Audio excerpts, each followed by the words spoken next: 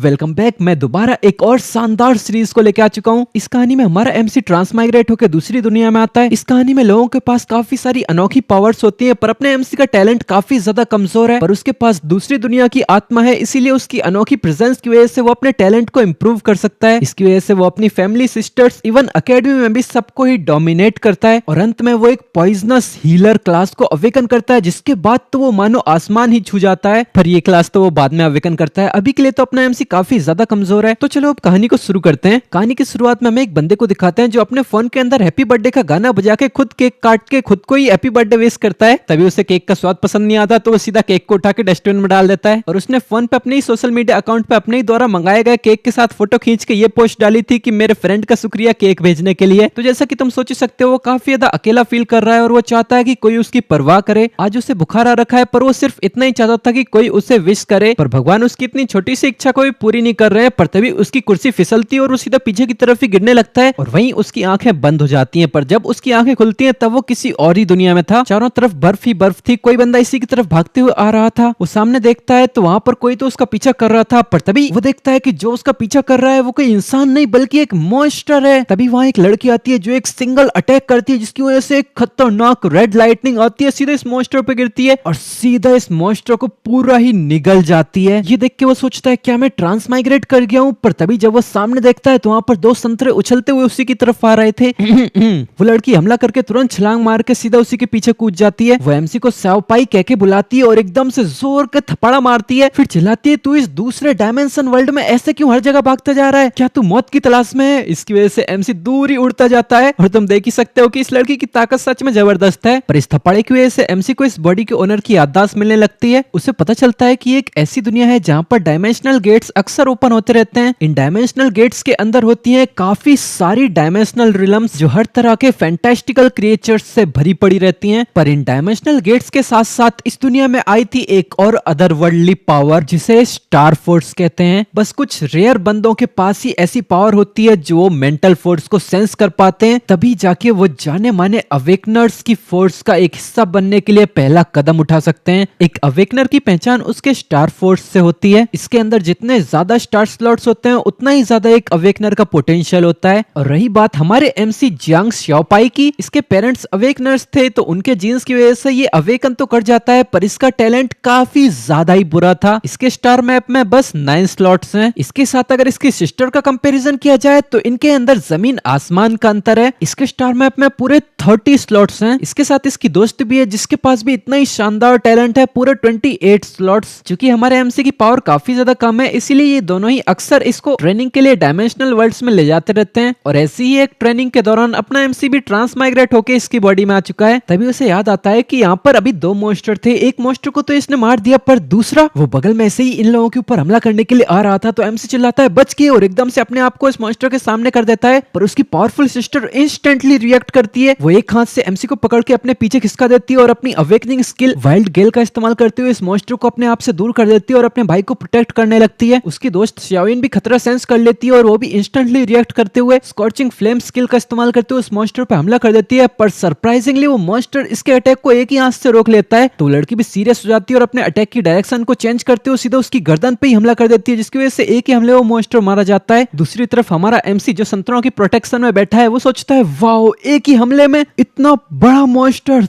तो ये है अवेकनर्स की ट्रू पावर। तभी शाओइन अपनी दोस्त को हाथ से पकड़ते हुए अपनी तरफ खींचने लगती है और कहती है कि चलो अब यहाँ से चलते हैं, खून की बदबू से और भी मॉन्स्टर्स यहाँ अट्रैक्ट हो जाएंगे। और मैं तुम लोगों को बता दूं, यहाँ पर जो एमसी की बहन है वो एमसी की हाफ सिस्टर है और जो इसकी दोस्त है वो अपने एमसी की हाफ सिस्टर के लिए कुछ ज्यादा ही पॉजेसिव है। और वैसे एमसी का पूरा नाम है जियांग श्याओपाई, पर अब से मैं उसको श्याओपाई ही कह के बुलाऊंगा। शाओइन आगे बढ़ते हुए कहती है कि चलो जल्दी से इस मॉन्स्टर की स्टार कोर निकालते हैं और यहाँ से निकलते हैं। तो श्याओपाई सोचता है कि मेरी मेमोरीज के अकॉर्डिंग ये स्टार कोर मॉन्स्टर्स की बॉडी के अंदर प्रोड्यूस होती हैं और इन स्टार कोर्स के अंदर उन मॉन्स्टर्स की सारी एबिलिटीज होती हैं। और जब कोई बंदा इस स्टार कोर को एब्जॉर्व करता है तो उसके पास एक मौका होता है कि इस स्टार कोर के अंदर की एक स्किल को वो एब्जॉर्व कर पाए। एमसी की सिस्टर और उसकी दोस्त ने भी जिन एबिलिटीज का भी इस्तेमाल किया वो भी इन्हें स्टार कोर से ही मिली हैं। तुम्हारे स्टार चार्ट में जितनी ज्यादा स्लॉट्स होंगे तुम उतनी ही ज्यादा स्किल्स को एब्जॉर्व कर सकते हो। फिर शाओइन आगे बढ़ते हुए उस मॉन्स्टर के अंदर से कोर निकालने लगती है और वो एमसी से कहती है कि चलो अब मैं तुम्हें सिखाती हूँ कि किसी मॉन्स्टर ने कोई कोर प्रोड्यूस की है कि नहीं, ये कैसे पता लगाया जाता है। अगर तुम अपने बेसिक एग्जाम्स में दोबारा फेल नहीं होना चाहते हो तो ध्यान से देखो। इससे फर्क नहीं पड़ता कि ये एलियन मॉन्स्टर्स किस तरह के हैं, इनके अंदर की स्टार कोर्स जिन्हें स्टार बीट्स भी कहा जाता है वो एक ही जगह पर होती हैं। तो एमसी हिचकिचाते हुए बताता है कि उसके दिमाग के अंदर, तो ये लड़की कहती है नॉट बैड, तुम्हें इतना तो पता है। और रही बात इस याओकाई मॉन्स्टर की, तो इसकी स्कल काफी ज्यादा हार्ड होती है। इसके अंदर से स्टार कोर निकालने के लिए तुम्हें किसी शार्प टूल का इस्तेमाल करना पड़ेगा। पहले एक सही एंगल देखो और एकदम से पूरे फोर्स के साथ इसको तोड़ दो, फिर उसका दिमाग खोलो और उसके अंदर हाथ डाल के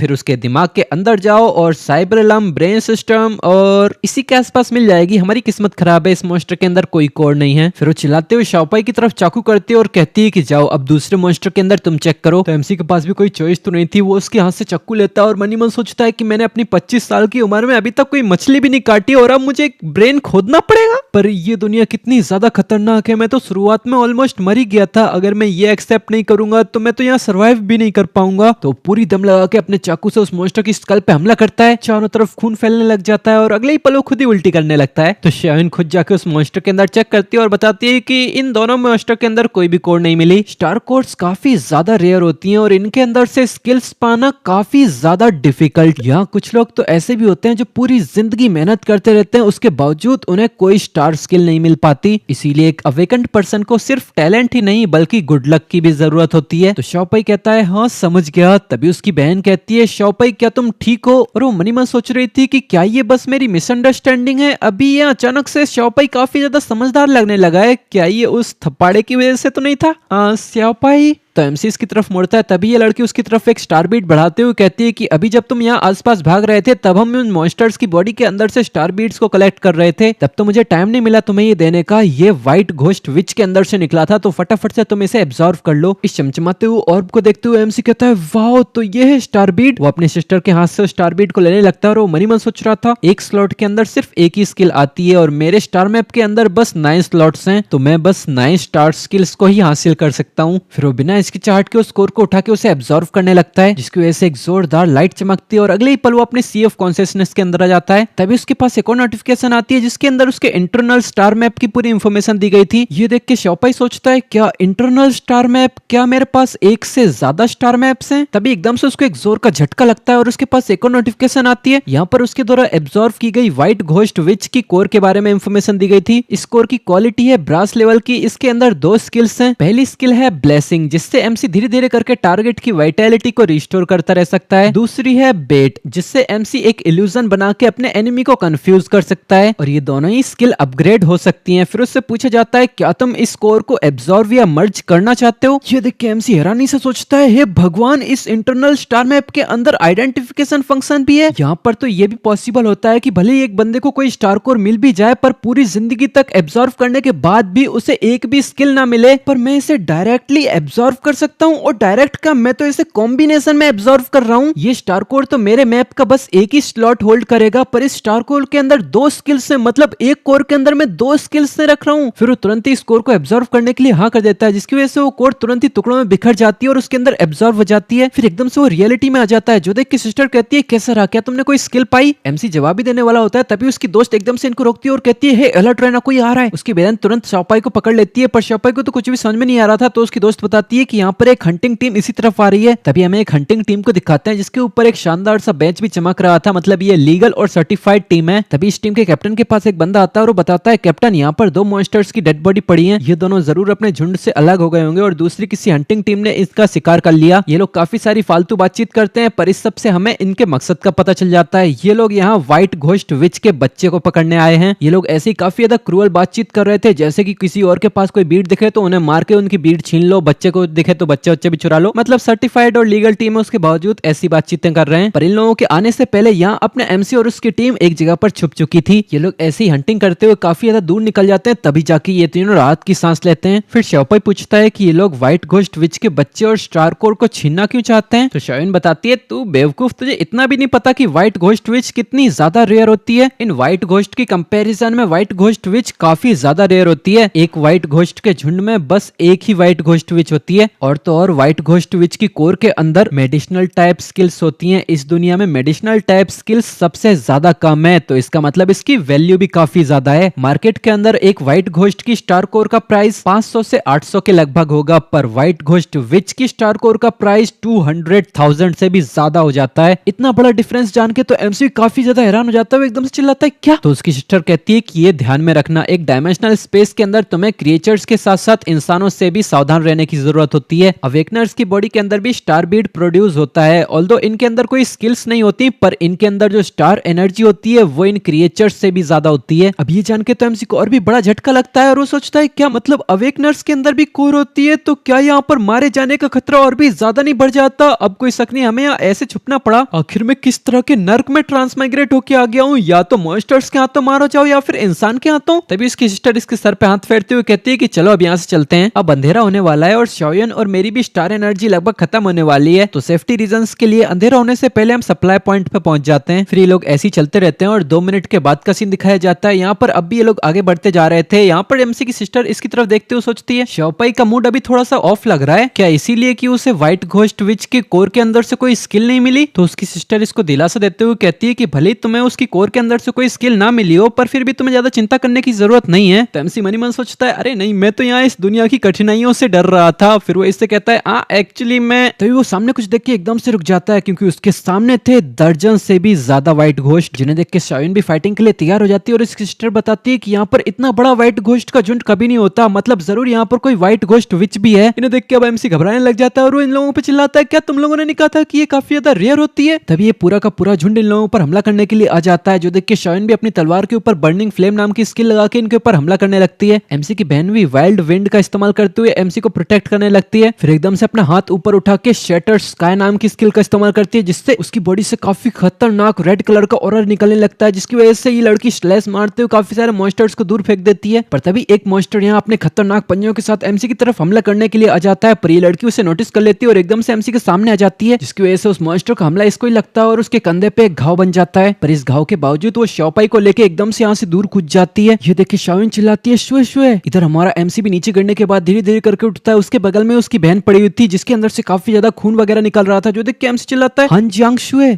शुए तुम ठीक हो ना। फिर उसे एकदम से याद आता है कि उसे अभी भी एक स्किल मिली थी ना, तो तुरंत ही अपनी ब्लेसिंग स्किल का इस्तेमाल करता है, जिसकी वजह से उसके अंदर से एक रेड कलर का ऑरा निकल के सीधा इस शाओशुए के अंदर जाने लगता है। ये फील करते हुए ये लड़की कहती है ये कितनी अजीब सी फीलिंग है, जैसे स्टार एनर्जी का बहुत बड़ा अमाउंट मेरी बॉडी के अंदर ही आता जा रहा है, मेरे घाव भी हील होते जा रहे हैं इतनी तेजी से, ये कितना इची है और मेरी पूरी बॉडी काफी ज्यादा वार्म फील हो रही है, जैसे कि मैं किसी हॉट स्प्रिंग में नहा रही हूँ। तभी वो रियलिटी में एकदम से आंखें खोलती है और वो कहती है ये कितनी गर्म है। इसकी इस हालत को देखते हुए एमसी सोचता है क्या इसके साथ हो क्या रहा है। पर दूसरी तरफ से वो मॉन्स्टर्स भी छलांग लगाते हुए सीधे इन लोगों की तरफ ही हमला करने के लिए आ रहे थे, पर इन मॉन्स्टर्स को सेंस करके ये लड़की भी एकदम से अलर्ट हो जाती है और पूरे गुस्से में वाइल्ड विंड्स को रिलीज करने लगती है। पर बगल में शाओपाई कुछ देख के हैरान था, क्योंकि उसके सामने उसकी सिस्टर के पीछे एक बहुत ही शानदार सा सिंबल था और ये है हान जियांगसुई का स्टार मैप, मतलब एमसी की बहन का ही नाम ही है। तो अब से हम एमसी की बहन को शाओशुई ही कहकर बुलाएंगे। एमसी का नाम शाओपाई और इसकी बहन का शाओशुई। तो इधर अब शाओशुई अपना स्टार मैप रिलीज करने के बाद अपना शैटरिंग द स्काई स्किल का इस्तेमाल करती है, जिसके बाद तो उसके हाथ से एक जबरदस्त वर्लपूल सा निकलने लगता है, जो सीधा का सीधा उन मॉन्स्टर्स को डिवावर ही करने लगता है और एक ही हाथ की वेव से उन सबको मारने के बाद वो इस वर्लपूल को बंद कर देती है। धीरे धीरे करके वो पूरा का पूरा वर्लपूल क्लोज हो जाता है और इसके क्लोज होने के बाद एमसी के पास एक नोटिफिकेशन आती है कि तुमने अपना फर्स्ट किल किया है व्हाइट घोस्ट का, जिससे तुम्हें एक स्किल पॉइंट मिलता है। ऐसे स्किल पॉइंट पाके एमसी हैरान हो जाता है, पर तभी शाओयन भागते भागते आती है और शाओयू का नाम पुकारते हुए कहती है कि थैंक गॉड तुम ठीक हो। तभी शाओयू अपनी स्किल को एक्टिवेट करते हुए कहती है कि दुश्मनों पर फोकस करो। फिर वो अपने हाथों में फ्लेम्स बनाते हुए फ्लेम एक्सप्लोजन का इस्तेमाल करते हुए इन मॉन्स्टर पर शूट कर देती है, जिसकी वजह से इस मॉन्स्टर के पीछे एक जोर का धमाका होता है और ये लड़की चिल्लाती है कि मेरी स्टार एनर्जी ज्यादा लंबे समय तक नहीं टिक पाएगी, हमें इसे जल्द ही खत्म करना पड़ेगा, व्हाइट घोस्ट विच को ढूंढो और खत्म करो उसे। इधर हमें इन मॉन्स्टर्स के पीछे व्हाइट घोस्ट विच को भी दिखाया जाता है, जो इन सारे के सारे मॉन्स्टर्स को बफ दे रही थी। वो भी अपनी ब्लेसिंग स्किल का इस्तेमाल कर रही थी, वैसी स्किल जो अभी एमसी ने यूज की, बस इसका कलर व्हाइट जैसा है। इसकी वजह से सारे मॉन्स्टर्स रिकवर करते जा रहे थे और अपना एमसी ये देख के कहता है व्हाइट घोस्ट विच अब हीलिंग स्किल का इस्तेमाल कर रही है, ऐसा नहीं चलेगा, हम जल्दी थक जाएंगे ऐसे तो। फिर वो अपनी बहन से कहता है कि वाइल्ड विंड का इस्तेमाल करते हो मुझे आसमान की तरफ उड़ाओ। ये सुनकर उसकी बहन भी राजी हो जाती है और वो अपनी वाइल्ड विंड्स का इस्तेमाल करके एमसी को आसमान में उड़ाने लगती है। ऊपर से एमसी ढूंढने लगता है कि वो विच है कहाँ। थोड़ी देर ढूंढने के बाद उसे सामने दिख भी जाती है, क्योंकि यहाँ पर कोई पेड़ वेड़ तो थे नहीं, वहां पर बस 2 व्हाइट घोस्टी इस विच को प्रोटेक्ट कर रहे थे। इसे देख के एमसी इशारा करते हुए चिल्लाता है कि उस तरफ साउथ वेस्ट के अंदर 200 मीटर्स। तो ये लड़की चिल्लाती है साउथ वेस्ट की तरफ के सारे मॉन्स्टर्स को मार के उस तरफ चलो। तो अब शाओयू और शाओपाई दोनों ही साउथ वेस्ट की तरफ जाने लगते हैं, पर यहाँ शाओयन तो ऑलरेडी साउथ वेस्ट में थी, जो पहले ही अपनी भारी तलवार लेके आगे पहुंच चुकी थी। फिर वो एकदम से छलांग लगाते हुए अपने आप को फायर से कवर करते हुए फ्लेमिंग आर्क का इस्तेमाल करते हुए सीधा उस विच की तरफ हमला करती है। उसका हमला सीधा उस विच की तरफ ही जाता है, पर तभी वो विच वहीं से गायब हो जाती है। जो देख के लड़की चिल्लाती है ये तो बस एक बेट था। बेट मतलब चारा, और अपने एमसी के पास भी ये स्किल है, इसीलिए अपने एमसी को ये पहले ही पता चल गया था। तो असली विच के पास आते हुए चिल्लाता है कि असली वाला यहाँ पर है। एमसी को अपनी तरफ आता देख के ये विच एक इविल स्माइल देता है और एकदम से अपने दोनों चमचों को एमसी को मारने के लिए भेज देता है। ये देख के शाओयू और शाओयन दोनों ही काफी हैरान हो जाते हैं और शाओपाई को आवाज लगाते हैं, पर यहाँ ये दोनों ही मॉन्स्टर सीधा इसकी तरफ हमला कर देते हैं। पर जब इन दोनों का हमला एमसी पे लगता है तो वो उसके आर पार हो जाता है और उसकी बॉडी धीरे धीरे करके गायब हो जाती है। जो देख के शाओयन चिल्लाती है क्या ये तो एक बेट था। तो ये है वो स्टार स्किल जो शाओपाई ने एब्जॉर्व की है। पर ये देख के तो शाओयू की आंखें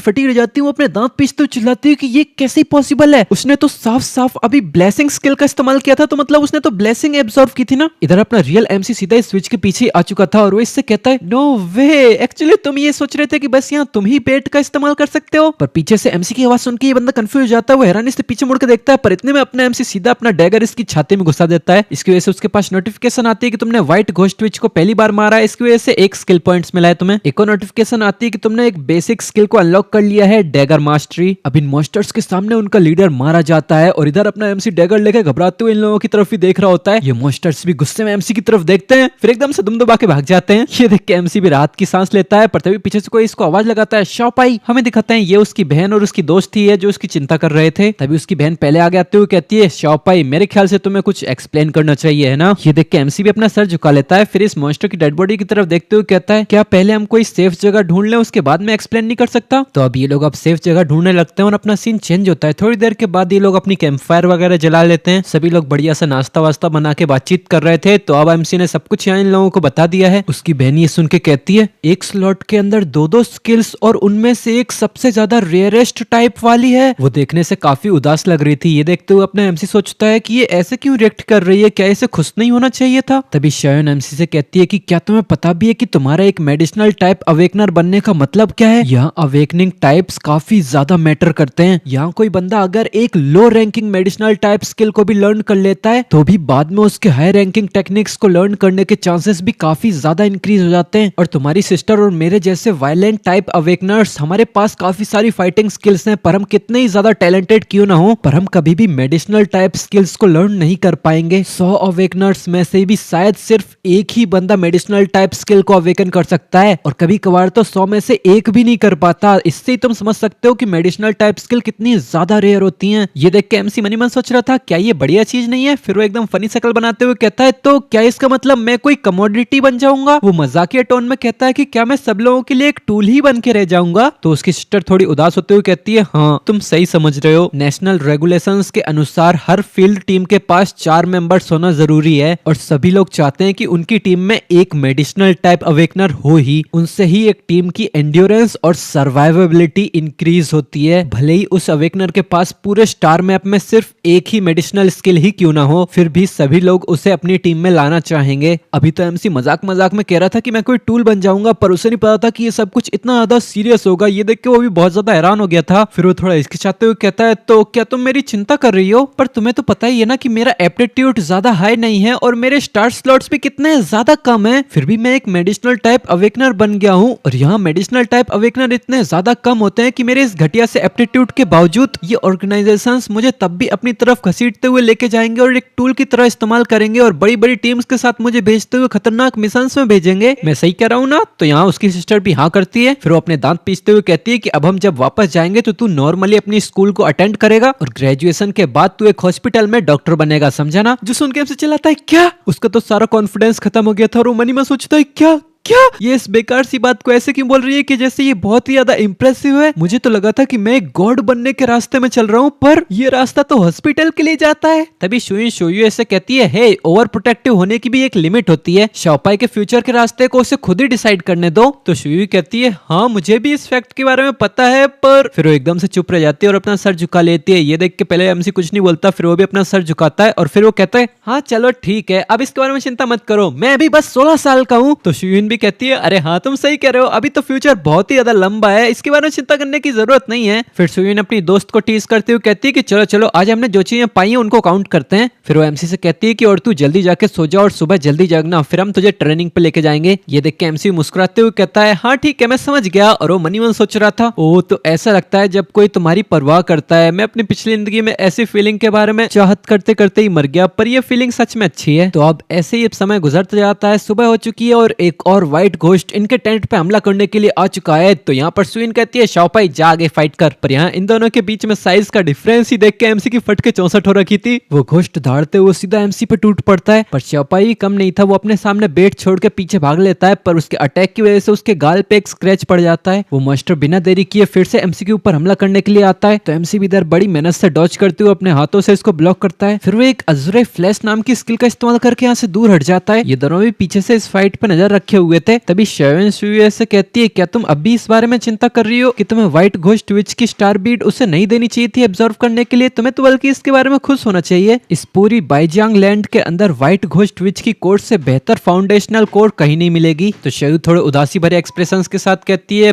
पर शाओपाई के पास बस 9 स्लॉट्स ही हैं। तो शाइन कहती है कि मुझे पता है कि तुम उसके पूरे 9 स्लॉट्स को जल्द से जल्द एडवांस स्किल्स से भरना चाहती हो, पर हमें इसकी कॉस्ट इफेक्टिवनेस और प्रैक्टिकलिटी भी देखनी पड़ेगी। अगले कुछ सालों तक इसका सामना इन व्हाइट घोस्ट डायमेंशनल क्रिएचर्स से ही होगा। हम इन व्हाइट घोस्ट क्रिएचर्स की कोर का इस्तेमाल करके इसकी स्टार एनर्जी की अपर लिमिट को इंक्रीज करवा सकते हैं। इधर एमसी में बताता है कि सुबह सुबह शुए ने मुझे एक ऑर्डिनरी व्हाइट घोस्ट की स्टार कोर दी। उस कोर के अंदर भी 2 स्किल्स थी, पहली थी ये अज़ुरे फ्लैश और दूसरी थी इंड्योरेंस। अज़ुरे फ्लैश से एमसी पावरफुल स्ट्राइक मार सकता है, हमलों को ब्लॉक कर सकता है, हमले से हल्का नॉकबैक पड़ता है और एक दायरे में उसका डैमेज भी इंक्रीज हो जाता है। ये बस ब्रॉन्ज क्वालिटी की स्किल है और इसे भी अपग्रेड किया जा सकता है। और दूसरी है एंड्योरेंस, ये एक पैसिव स्किल है जो उसके डिफेंस को थोड़ा सा इंक्रीज कर देती है। ये स्किल भी अपग्रेड हो सकती है। फिर अपना एमसी देखता है कि इन स्किल्स को अपग्रेड कैसे किया जाता है और इस स्किल पॉइंट का क्या यूज है। वहां से पता चलता है कि अपनी कल्टीवेशन से इन स्किल पॉइंट से और सेम कैटेगरी की कोर्स को एब्जॉर्व करने से इन स्किल्स को अपग्रेड किया जा सकता है। पर उसे पता था कि इस पूरी दुनिया में एक कॉमन रूल है, एक बार कोई स्टार स्किल उसके स्टार स्लॉट के अंदर चली गई तो उसके बाद ना उसे अपग्रेड किया जा सकता है ना उसे इरेज किया जा सकता है, वो वहीं की वहीं फिक्स रहती है। पर मेरी स्किल्स यहाँ इनडिफिनिटली इवॉल्व हो सकती हैं। फिर वो अपनी सारी स्किल्स को चेक करता है जहां पर उसके सिर्फ 2 ही स्लॉट्स गिरे हैं और इन 2 के अंदर उसके पास 4 स्किल्स हैं, 3 एक्टिव स्किल्स और 1 पैसिव। फिर वो स्किल्स को अपग्रेड करने की कंडीशंस में देखता है तो वहां उसे पता चलता है अभी अभी मिली हुई ब्राउन स्किल्स को अपग्रेड करने के लिए बस मुझे सेम कैटेगरी की 10 कोर्स चाहिए होंगी, पर सिल्वर से गोल्ड टियर तक पहुंचाने के लिए मुझे 100 ब्राउन्स टियर की कोर्स चाहिए होंगी और या फिर 10 इनहेंस सिल्वर टियर की कोर्स। पर ये अपग्रेड सच में वर्थ इट होगा। एक ब्राउन स्किल भी अगर गोल्ड टियर तक पहुंच जाती है तो वो कंप्लीटली बदल ही जाती है। फिर हमें दिखाते हैं वो 10 ब्राउन्स टियर की कोर्स को एब्जॉर्व करता है जिसकी वजह से उसकी अज़ुरे फ्लैश और एंड्योरेंस ब्राउन से सिल्वर टियर तक पहुंच जाती है और वो तुरंत ही अपनी इस नई पावर का इस्तेमाल करते हुए एक व्हाइट घोस्ट को एक ही पंच में उड़ा फेंकता है। पर ये सब कुछ सुयुन और शुए ने भी देख लिया था तो अब इसके लिए और भी ज्यादा चिंता करने लगते हैं। तो शुए पीछे चिल्लाती है अब ये क्या था? तो फिर से एमसी इन लोगों को सब कुछ सच सच बता देता है कि मेरी कोर्स में से जो मेरी स्किल्स हैं वो इवॉल्व हो सकती हैं, क्योंकि उसे पता था कि मेरी स्किल्स इवॉल्व हो सकती हैं। ये फैक्ट ज्यादा समय तक छुपा नहीं रहने वाला और वो इन दोनों के ऊपर वैसे भी पूरा भरोसा करता था, इसीलिए उसने सब कुछ सच सच बता दिया। पर वो कोई बेवकूफ नहीं था, इसीलिए उसने सिस्टम के बारे में कुछ नहीं बताया था। पर एमसी की बातें सुन के इन दोनों को ही बहुत जोर का सदमा लगता है। तभी शुए एमसी से कहती है शाओपाई मुझे माफ कर दो। ये सुन के एमसी कंफ्यूज जाता है। तभी वो लड़की कहती है कि मुझे ही तुमसे छुपाना नहीं चाहिए था। पर ये सुन के एमसी और भी ज्यादा कंफ्यूज होने लगता है। तभी शुए हिचकिचाते हुए कहती है एक शटर स्काई नाम की कोर ओरिजिनली हमारे पेरेंट्स ने तुम्हारे लिए छोड़ी थी। जो सुन के एमसी कहता है क्या वो वाली स्किल जो सीधा ही मॉन्स्टर्स को निगल सकती है? इसके लिए तुम्हें कुछ माफी मांगने की जरूरत नहीं है, हम दोनों ही उनके बच्चे हैं तो इसके लिए ज्यादा कुछ फर्क नहीं पड़ता कौन यूज कर रहा है इसका। और वैसे भी तुम्हारा टैलेंट तो मुझसे कई ज्यादा बेहतर है, ये तो डेफिनेटली बेहतर है कि तुम उसका इस्तेमाल कर रही हो। और मेरी क्वालिफिकेशन के साथ तो अगर वो मुझे मिल भी जाती तब भी मैं उसे उस समय ऑब्जर्व नहीं कर पाता। तो शायू अपनी गर्दन हिलाते हुए कहती है नहीं, इन 2 दिनों में तुमने 2 स्टार कोर्स को ऑब्जर्व किया, व्हाइट घोस्ट विच और व्हाइट घोस्ट की, और दोनों ही डुअल स्किल्स हैं और उनकी तुम क्वालिटी भी इंक्रीज कर सकते हो। वो रिग्रेट करते हुए कहती है कि तुम डेफिनेटली गोल्ड टियर की कोर को भी ऑब्जर्व कर पाते। ये सुन के एमसी का चेहरा बिगड़ने लगता है और वो कहता है क्या तुम मेरी इतनी ज्यादा तारीफें करना बंद करोगी? सबसे पहले तो स्टार एनर्जी का लेवल स्टार स्किल की क्वालिटी एब्जॉर्प्शन पे लिमिट लगा देती है। मतलब मेरी पहली वाली कंडीशंस में तो मैं कभी भी गोल्ड टियर की कोर की एनर्जी बर्दाश्त नहीं कर पाता, जिससे उस कोर से स्किल पाने के चांसेस तो काफी ज्यादा लो हो जाते हैं। सभी लोग तुम्हारी तरह टैलेंटेड नहीं होते। नॉर्मल सिचुएशंस में मेरे जैसा स्टार डस्ट अवेकनर कभी भी गोल्ड क्वालिटी की स्किल को एब्जॉर्व नहीं कर पाएगा। जाएगा, और दूसरा अगर मुझे वो स्किल मिल भी जाती तो मैं कभी उसका इस्तेमाल ही नहीं कर पाता क्योंकि मेरे पास उतनी ज्यादा एनर्जी ही नहीं है। मैंने अभी अभी बस सिल्वर क्वालिटी की अज़ुरे फ्लैश स्किल का इस्तेमाल किया और उसने डायरेक्टली मेरी आधी स्पिरिचुअल एनर्जी खत्म कर दी। अगर मैं वहाँ सेटर स्काई को एब्जॉर्व कर लेता तो फाइट में मैं जब भी उसका इस्तेमाल करता उसके बाद तुरंत ही मेरी सारी एनर्जी खत्म हो जाती, फिर तो मैं बस मरने का इंतजार ही कर पाता। और मैं पहले काफी ज्यादा बेवकूफ भी था, अगर वो गोल्ड टियर की कोर मुझे मिली होती तो मैं सच में उसकी बर्बादी ही करता। एमसी की बातें सुन के सुयुन आराम से इसको बस देखते रह जाते हैं बिना कुछ बोले। तो एमसी एकदम शांत एक्सप्रेशन के साथ कहता है, चिंता मत करो, तुमने जो कुछ भी किया एकदम सही किया। पर ये बातें सुन के शाओ काफी ज्यादा इमोशनल होने लग जाती है, इवन उसकी आंखों से आंसू आने लग जाते हैं और वो कहती है शोपाई। तभी एमसी अपनी तारीफ करते हुए कहता है कि तुम लोग हमेशा कहते हो कि मैं कितना डम हूं, पर तुम लोगों को तो बेसिक कॉमन सेंस के बारे में भी नहीं पता। मैं शाओपाई एक्सट्रीमली इंटेलिजेंट एंड क्लेवर हूं। ये सुन के शायू के सारे इमोशनल सेंस खत्म हो जाते हैं। तो शायू ने इसको गले लगाते हुए कहती है, गुड बॉय, तू सच में सेंसिबल है। वैसे तेरी स्टार स्किल्स इंप्रूव हो सकती हैं, क्या इसकी कोई लिमिट है और इसकी क्या कंडीशंस हैं? तो एमसी बताता है कि सिमिलर टीयर की स्टार बीड्स को एब्जॉर्व करने से इंप्रूव हो सकती है और ट्रेनिंग से भी इंप्रूव हो सकती है, पर मुझे अभी तक इसकी अपर लिमिट के बारे में कुछ पता नहीं चला। शायद मेरी स्टार एनर्जी इसे जानने के लिए काफी नहीं है। तो शायन कहती है कि लगता है तुम्हें और भी ज्यादा ताकतवर होने की जरूरत है, वरना भले ही तुम इन स्किल्स को इवॉल्व भी कर लो तब भी तुम्हारी एनर्जी इनके लिए काफी नहीं होगी और तुम एक स्किल को सिर्फ एक ही बार इस्तेमाल कर पाओगे। ये तो बड़े शर्म की बात है। मैं ओरिजिनली सोच रही थी कि मैं तुम्हारी मदद करूं तुम्हारी स्टार स्किल्स को अपग्रेड करने के लिए। तो एमसी सोचता है, और ये तो लगता है कोई अमीर लड़की है। तभी ये लड़की कहती है,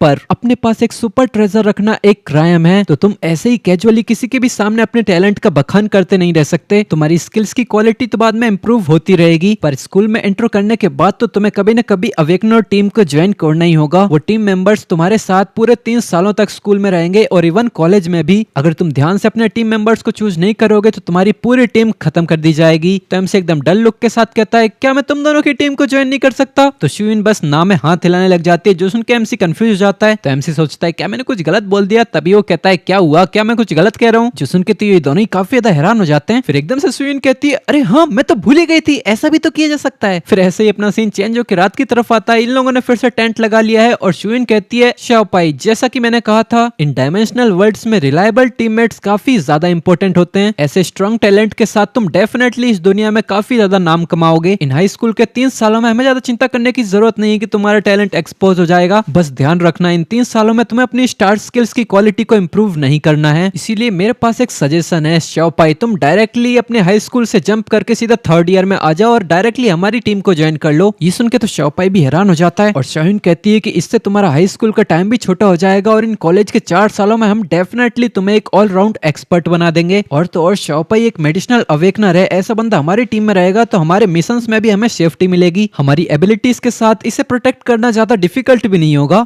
एटलीस्ट कॉलेज की ग्रेजुएशन के साथ हम उसकी स्ट्रॉन्गेस्ट बैकिंग होंगे। तो शायू कहती है कि शायन सही कह रही है, पर अगर ऐसा है तो ये बेहतर होगा कि हम तुम्हारी मेडिसिनल स्किल ब्लेसिंग को सिल्वर टीयर तक अपग्रेड करवा दें। इससे सब लोगों को तो यही पता चलेगा कि तुम्हारी ब्लेसिंग स्किल सिल्वर टीयर की है। तो शायन भी फुल अमीर सीईओ वाली एटीट्यूड में कहती है, हाँ तुम सही कह रही हो, एक व्हाइट घोस्ट विच की कोर बस 200,000 की होगी और हमें 10 चाहिए तो बस 2 मिलियन ही तो लगेंगे। इतना पैसा मैं तुम्हारे लिए खर्च कर दूंगी, इससे तुम्हारी स्किल भी सिल्वर टीयर तक अपग्रेड हो जाएगी। और ये सुन के एमसी के अंदर भी जोश जागने लगता है और वो मनी में सोचता है, मैं इनको सच में ज्वाइन करना चाहता हूँ। और फिर वो कहता है, अगर ये पॉसिबल है तो ठीक है, तो ये तय रहा, मैं अब तुम लोगों को ज्वाइन करूंगा। और वो मनी मन खुशियां मनाते हुए कहता है, ठीक है, तो अब मैं इन लोगों की टीम का ही हिस्सा हूँ। तभी उससे किसी की आवाज आती है, ये इतना भी आसान नहीं है। ये सुन के एमसी कहता है, हाँ, हमें पता चलता है ये शायून की आवाज है। यहाँ शायून कहती है कि हमारी टीम ऑलरेडी फुल है। ये सुन के एमसी का दिमाग लोड होना ही बंद कर जाता है। फिर वो एकदम से चीखता है, क्या तुम मेरे साथ मजाक कर रही हो? अब इतना सब कुछ डिस्कस करने के बाद तुम कह रही हो कि तुम्हारी टीम पहले से ही मैक्स है? तो शायून कहती है, पहले मेरी बात सुनो, यहाँ हमारी टीम के अंदर एक बंदा है जो शायू के पीछे ही पड़ा है। उसका नाम है गाओ जुनवेई। वो एक मेले अवेकनर है और उसकी स्किल्स भी बढ़िया है, पर वो बहुत सेल्फिश है और उसका कैरेक्टर भी काफी ज्यादा बुरा है। लास्ट टाइम हम नंबर 1 मिडिल स्कूल को रिप्रेजेंट करते हुए कंपटीशन में पार्टिसिपेट कर रहे थे। ये कंपटीशन दूसरे डायमेंशन में हो रहा था, पर हमारा टीममेट काफी ज्यादा अच्छा कर रहा था, जिसकी वजह से इसको जलन होने लगी और इसने लगभग उसे मार ही दिया। वो दोनों ही अच्छी फैमिली से आते थे, इसीलिए वो दोनों अपनी इज्जत बचाना चाहते थे, तो कोई भी अब हार नहीं मार रहा है। और तुम्हारी सिस्टर और मैं यहाँ उनके स्ट्रगल के विक्टिम्स बन रखे हैं। उनके झगड़े अब सुलझ नहीं सकते, इसीलिए अब हमारी हिम्मत नहीं होती कोई और डायमेंशनल मिशंस करने की। तो अब हमारी ये टीम बस नाम की ही रह गई है। एक टीम बिल्डिंग के क्राइटेरिया के हिसाब से तुम्हारी स्ट्रेंथ थोड़ी सी स्ट्रांग हो जाए, फिर तुम इन दोनों में से किसी किसी एक को रिप्लेस करने के लायक हो जाओगे। मैं तो पहले यहाँ सुइयो को इस टीम से दूर ले जाने की सोच रही थी, फिर कमाई के जरिए के लिए सुइयो और मुझे 2 और केपेबल टीममेट्स ढूंढना काफी ज्यादा मुश्किल हो जाएगा। पिछले 2 सालों में सेम लेवल्स की सारी टीम्स काफी ज्यादा ग्रो हो चुकी हैं। अब कॉलेज एंट्रेंस एग्जाम आने वाला है तो बहुत ही कम ऐसी टीम्स होंगी जो फिर से अपनी टीम को तोड़ के फिर से रीऑर्गेनाइज कराना चाहेंगी। और मैं हमारे जैसे पावरफुल लोगों की बात कर रही हूँ ना, किसी यूजुअल स्क्वाड मेंबर की। सुइयो और मेरे जैसे बिग बॉस को देख के तो ऐसी कई सारी लोअर मीडियम टीम्स होंगी जो हम दोनों को अपनी टीम में लाने के लिए कुछ भी कर जाएंगी। पर अगर हम ऐसे ही टीम तोड़ देंगे तो हमें दोनों बड़ी फैमिलीज का प्रेशर एक साथ झेलना पड़ेगा और अंत में तो स्कूल भी उनके गुस्से की वजह से इफेक्ट होगा। आफ्टर ऑल ये कॉलेज एंट्रेंस एग्जाम की रैंकिंग से खेलने के बराबर होगा और वो बंदा गाओ जिंगचैन, शायू को इम्प्रेस करने के लिए उसकी मेथड ज्यादा से ज्यादा अब घिनौनी होती जा रही है। मैं तो अब पूरे 1 साल से झेलती आ रही हूँ, पर अब मुझे भी नहीं पता कि मैं कब तक उसे झेल पाऊंगी। तो अब जो भी हो, हम उस गाओ जिंगचैन के साथ तो काम नहीं कर सकते, इसीलिए मैं जितना ज्यादा हो सके उतना ज्यादा टीम को बचाने की ही कोशिश कर रही हूँ। तो एक टीममेट को हम पीछे ही छोड़ जाएंगे और तुम्हें एक डार्क हॉर्स की तरफ पोस्टर पर लगा के गाओ जिंगपेंग को रिप्लेस करते हुए हमारी टीम में ले आएंगे। और रही बात स्कूल की, तो वहाँ के लिए हम तुम्हारा रास्ता बनाएंगे। डायरेक्टली तुम हाई स्कूल को स्किप करके सीनियर ईयर में आ जाओ। अब इतना सब कुछ सुनने के बाद एमसी थोड़ा सोचने लगता है। ये सब देखते हुए एमसी की बहन भी इसको बड़ी उम्मीदों से देख रही थी। फिर एकदम से वो खड़े होते हुए कहती है, हाँ ये ठीक है, तुम इसके बारे में ज्यादा चिंता मत करो। तभी शुइन कहती है कि ये बच्चा अभी अभी तो थोड़ा सेंसिबल हुआ है, उसे इतना सब कुछ फोर्स करने की वजह जरूरत नहीं है। तुम तभी अपना एमसी कहता है, मैं इसे ट्राई करना चाहूंगा, ना सिर्फ तुम्हारे लिए और सक्सेसफुली ग्रेजुएट करने के लिए बल्कि मेरे खुद के लिए, ताकि मैं इस डेंजरस वर्ल्ड में सरवाइव कर पाऊं। ये सुनकर उसकी सिस्टर भी हैरान हो जाती है और इधर अपना एमसी कहता है, मैं ये ट्राई करना चाहूंगा, नहीं मैं ये कर सकता हूँ, मैं अब तुम्हारी टीम को ज्वाइन करना चाहता हूँ। ये सुनकर उसकी बहन भी काफी ज्यादा खुश हो जाती है और वो इमोशनल होते हुए शाओपाई को देखने लगती है। फिर अपना सीन चेंज होता है 7 डेज लेटर, मतलब कि 1 हफ्ते के बाद। बर्फीली पहाड़ी में काफी ज्यादा स्नो व्हाइट मॉन्स्टर्स की बॉडी पड़ी हुई थी। हमें पता चलता है ये सारे ही अपने एमसी के कारनामे है। उसने पूरे व्हाइट घोस्ट की यहाँ लंका लगा रखी है। उसकी डैगर मास्टरी ब्राउन्स से सिल्वर टियर तक पहुंच चुकी है। उसने 10 से ज्यादा किल कर ली है तो उसे 1 स्किल पॉइंट भी मिलता है। और अपना एमसी मुस्कुराते हुए मन ही मन सोचता है, फाइनली मैंने अकेले के दम पे इतने व्हाइट घोस्ट को मार दिया बिना उनकी मदद लिए। मेरी डैगर मास्टरी भी अपग्रेड हो चुकी है। अब तभी पीछे से शुइन आती है और वो थोड़ा ठंड में ठिठुरते हुए कहती है, हाँ अच्छा किया, अगर तुम्हारे पास स्टार पावर बची है तुम्हें थोड़ा सा गर्म करो। तो अपना एमसी कहता है, ये गर्म करना नहीं होता है, ये मेरा हीलिंग स्किल का इस्तेमाल करना होता है, ब्लेसिंग नाम है इसका। फिर अपनी ब्लेसिंग स्किल का इस्तेमाल करता है जिससे इस लड़की को भी काफी ज्यादा गर्म फील होने लगता है। बस एक ही स्किल में लड़की बिल्कुल सेटिस्फाइड नजर आने लगती है और वो कहती है, यह सुपिंगू। हाँ उसने यही बोला था, मुझे नहीं पता इसका मतलब क्या होता है। पर ये आवाज सुन के ये दोनों ही बिल्कुल स्पीचलेस हो जाते हैं और इसको घूरने लगते हैं। तभी शायू कहती है, शाओपाई अब भी तुम्हारे स्कूल को शुरू होने में पूरा 1 हफ्ता बाकी है और अब हमें स्नो फील्ड से बाहर निकलना होगा। बाकी बचे हुए टाइम के लिए शायन और मैंने तुम्हारे लिए एक स्पेशल ट्रेनिंग अरेंज की है और हमें तुम्हारे लिए व्हाइट घोस्ट विच की कोर्स को भी कलेक्ट करना है। तो एमसी कहता है, हाँ समझ गया। तभी उसके बगल से किसी की आवाज आती है, ज़ांगकोंगी। और हमें पता चलता है इन तीनों के पीछे से ही किसी की चीखने की आवाजें आ रही थी। ये लोग जब पीछे देखते हैं तो आसमान में कुछ धमाके हो रहे थे। ये धमाका एक तरह का सिग्नल था जिसे शायू पहचान जाती है और बताती है, कोई यहाँ पर मदद मांग रहा है, वो लोग हमारे जैसे सेम एरिया में है तो तुरंत अलर्ट हो जाओ। शाओपाई कहता है कि क्या हमें जाके चेकआउट करना चाहिए। तो शायू दांत पीसते हुए बताती है कि ये सिग्नल गन्स इस एरिया के डिफेंडर्स की है। हमारे जैसे ऑर्डिनरी एक्सप्लोरर्स के लिए ये सिग्नल देखने का मतलब ये नहीं है कि किसी को तुम्हारी मदद की जरूरत है, बल्कि इसका मतलब तुम्हारे लिए ये है कि ये काफी ज्यादा डेंजरस है, इस एरिया से दूर रहो। और हमें सामने दिखाते हैं व्हाइट घोस्ट क्रिएचर्स का एक बहुत ही बड़ा झुंड एक टीम का पीछा कर रहा था और इस टीम में सबसे आगे भाग रहे बंदे के पास इन्हीं व्हाइट घोस्ट का एक बच्चा भी था। और इसी सीन के साथ ये एपिसोड खत्म हो जाता है।